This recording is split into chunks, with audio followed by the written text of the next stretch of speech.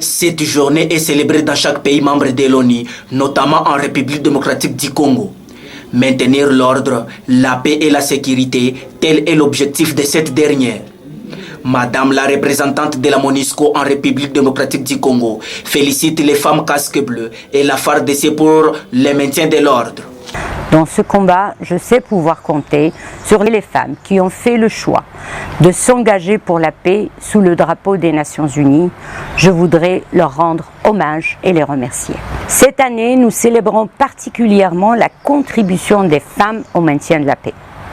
En République démocratique du Congo, les femmes sont au cœur de la société. Les opérations de paix ont fait des progrès pour se féminiser et permettre aux femmes de prendre toute leur place dans notre personnel civil, policier et militaire.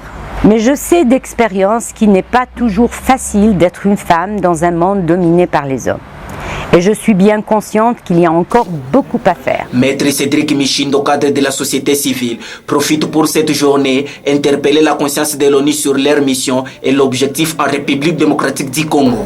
Le maintien de la paix nationale et internationale dans différents pays. Maintenant, singulièrement, nous voulons parler de la République démocratique du Congo.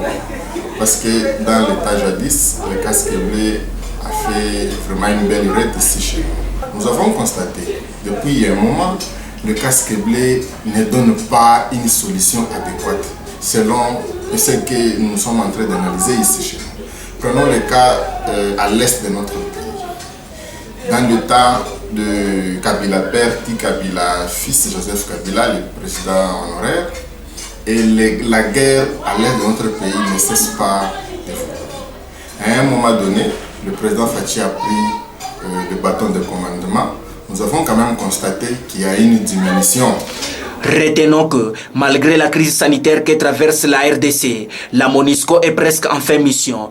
La population congolaise s'interroge sur la prorogation de cette dernière, alors que l'Est du pays reste en guerre.